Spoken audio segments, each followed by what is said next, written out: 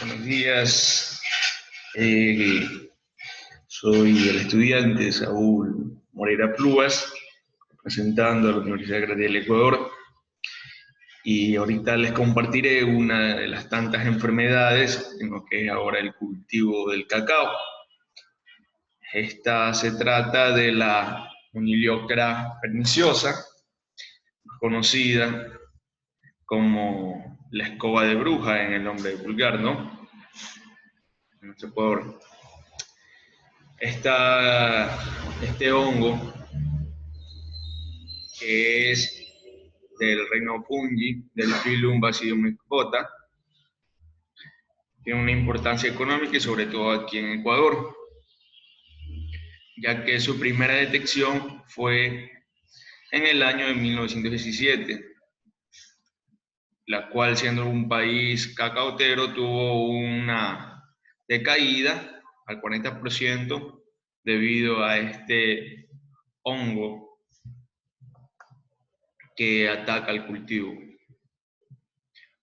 Uno de sus hospedantes, el estado de los hospedantes de la perniciosa, pertenece que generalmente es en lo que es zona tropical.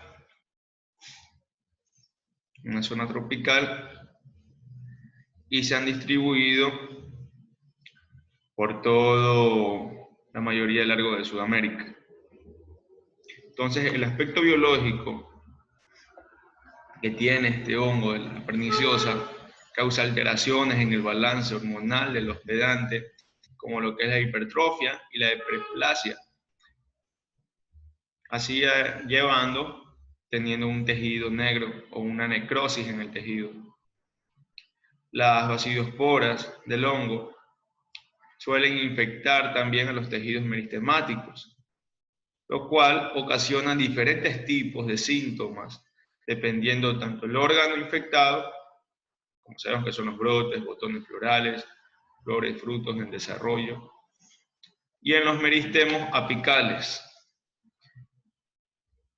o sea, en lo que ya viene lo que da el crecimiento, que es el hipertrófico, en lo que es la proliferación vegetativa, lo que es el ápice de la planta, en los botones que induce la fidofilia, y en formación de frutos partenocárpicos.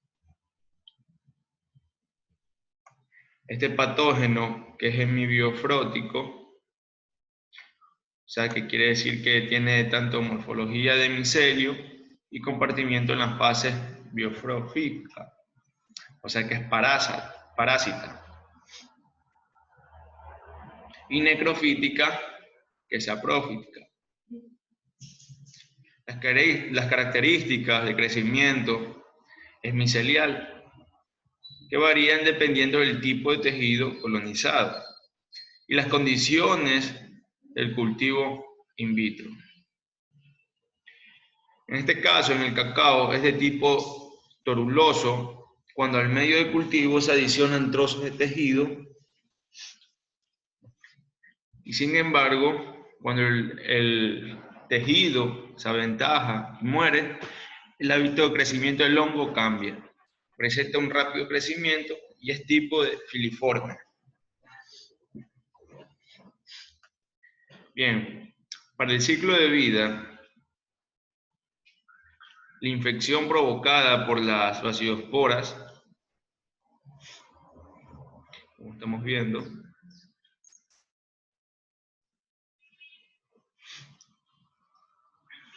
tiene un carácter de como escobas vegetativas que han sufrido una necrosis. Y existen dos fases en el ciclo de este hongo. En la primera fase, el patógeno infecta al tejido joven en crecimiento, induciendo la hipertrofia y la hiperplasia, que ya dimos a qué se debe eso, y vive como un parásito obligado de forma intracelular en las partes de la planta, como en este caso del árbol, en el desarrollo donde se sitúa. Cuando las condiciones de estas son favorables, producen los basidios cárpicos, que como estamos viendo aquí, representando, tiene un aspecto de como escoba. Por eso se llama escoba de brujo. También el sistema reticular presenta un desarrollo muy escaso en relación con plantas sanas.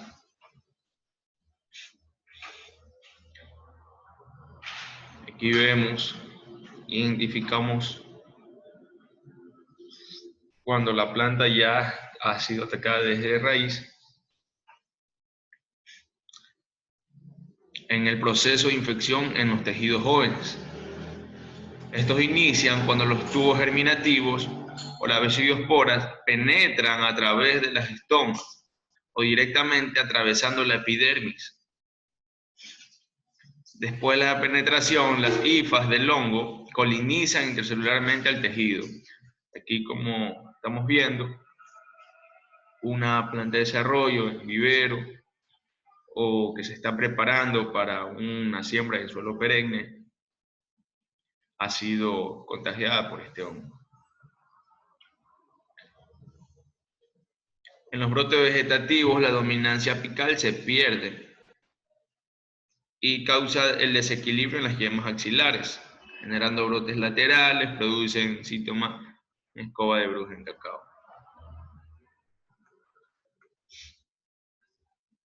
La descripción morfológica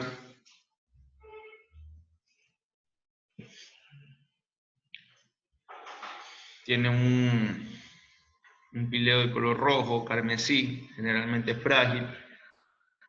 Conforme madura pierde su color. Como vemos, hay una hoja desequilibrada, con líneas radiales del mismo color, campanulada, a menudo con un margen cóncavo y convexo, como estamos viendo.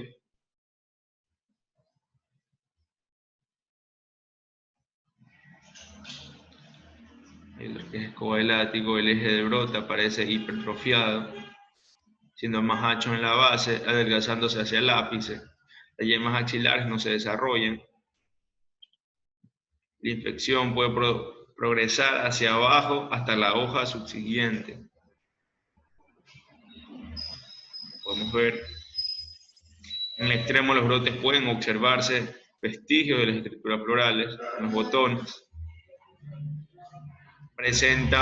Suelen presentar un ramillete denso de flores con pedicelos largos y compuestos generalmente hipertrofiados.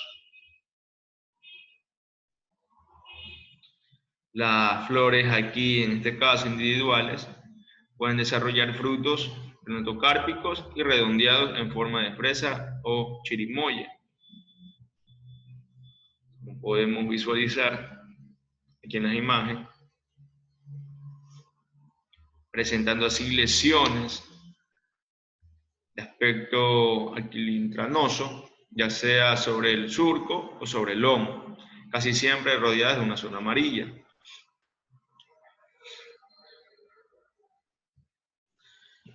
Bien,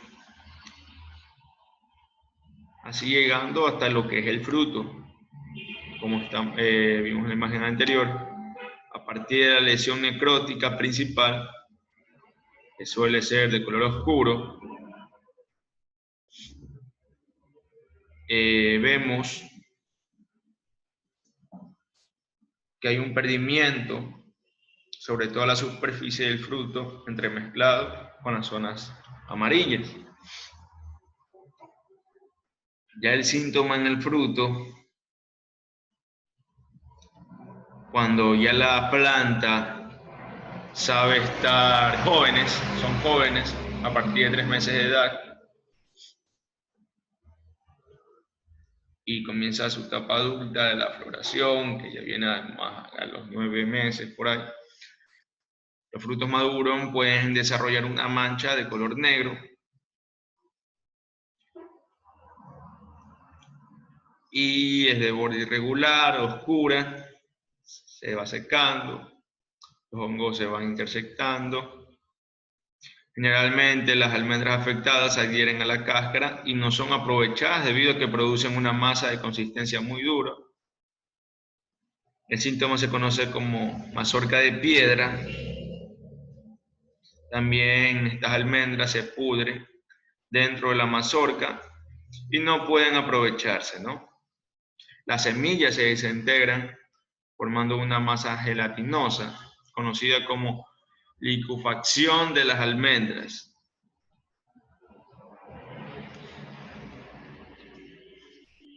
Como podemos ver, fruto verde, el mosaico en zonas amarillas,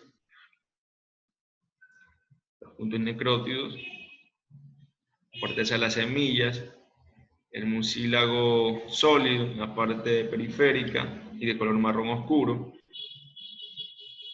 la babosidad que se pudre, se seca. Vemos también que la lesión puede localizarse en la base del fruto, cerca del pedúnculo, donde va saliendo el fruto, ¿no? Entre la rama y el fruto. La parte media, o también puede cubrir una zona amplia desde la mitad del fruto hasta su ápice. Y ya vendría una necrosis completa. Aquí están los frutos enfermos.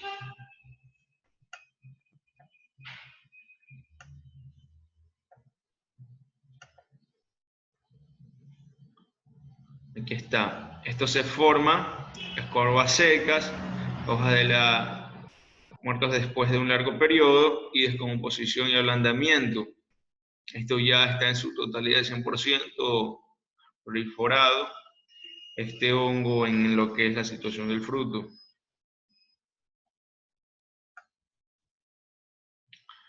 En los aspectos epidemiológicos, estos suelen ubicarse en el orden de los agaricales, que son los únicos propágulos capaces de causar infecciones en meristemos, brotes, yemas florales y frutos jóvenes, las basidiosporas. Esto también se ha observado que en huertos comerciales, sin sombra y con presencia de plaga, los rendimientos iniciales son altos, pero posteriormente suelen decrecer por el aumento de incidencia en las escoba de bruja del cacao. Este es un mal de los cultivos, de estos cultivos. También los factores ambientales suelen influir en el desarrollo de la enfermedad, que son complejos. El factor más importante es la humedad, ya que la producción de estos cuerpos fructíferos en las escobas depende de los periodos de humedad. Estos en la mayoría saben formarse como cuerpos fructíferos mismos, que son periodos moderados de humedad de entre 8 y 16 horas, rangos superiores e inferiores.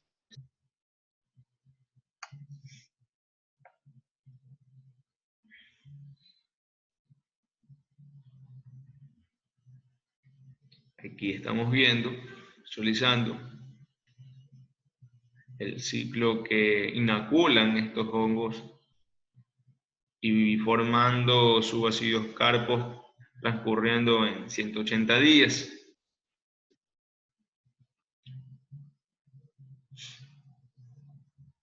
Y el ciclo que hay de la planta. Entonces, ¿cómo vamos a detener esto?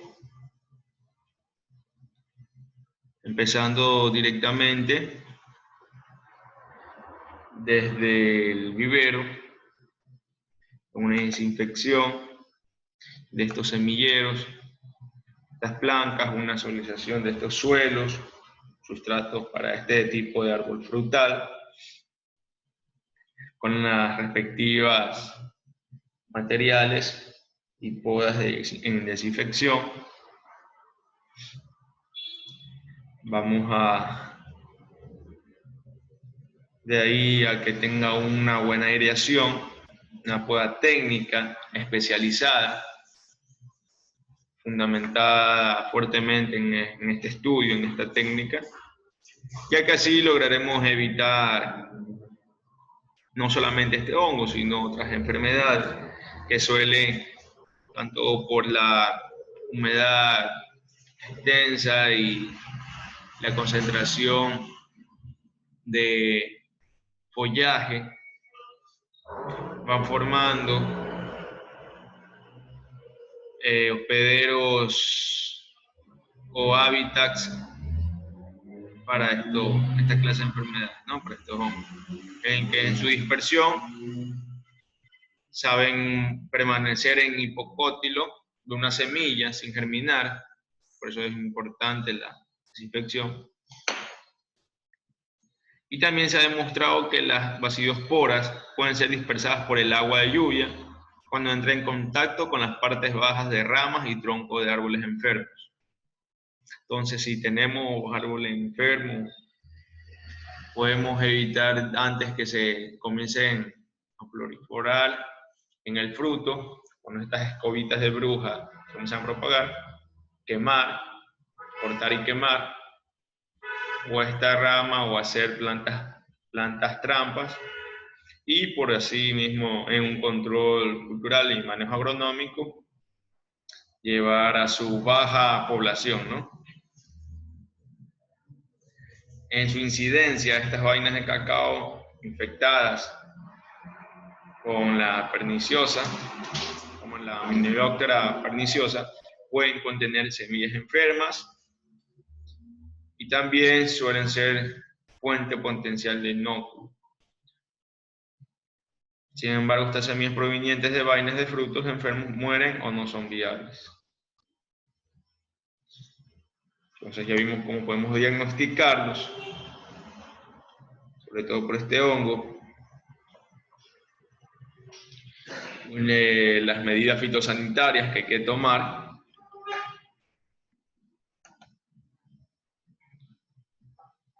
Aquí, como vemos, estas de semillas, como lo que hemos hablado. Una muestra de laboratorio, donde sabemos cómo es el crecimiento de este hongo. Y bien, en lo que ya es el control químico, estos fungicidas son óptimos para la conservación de este cultivo, evitando este hongo. También un control genético, desarrollando o haciendo injertos de cultivos que sean fuertes o saludables, para no que sean propensos o vulnerables a este hongo, ¿no? Control biológico, que también es bastante empleado, utilizando otros hongos que combatan a estos mismos hongos. Y esa es la exposición sobre esta enfermedad causada en el cacao, en el cultivo de cacao, cómo la podemos evitar, su control cultural, su control biológico, su control genético, sus respectivas cosas que si nos focalizamos ya entramos en materia. Pero esta es la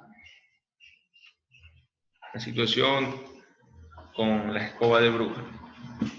Bueno, les agradezco mucho por la atención. Espero que haya servido esta información investigativa y pasen bien, ¿no? Gracias.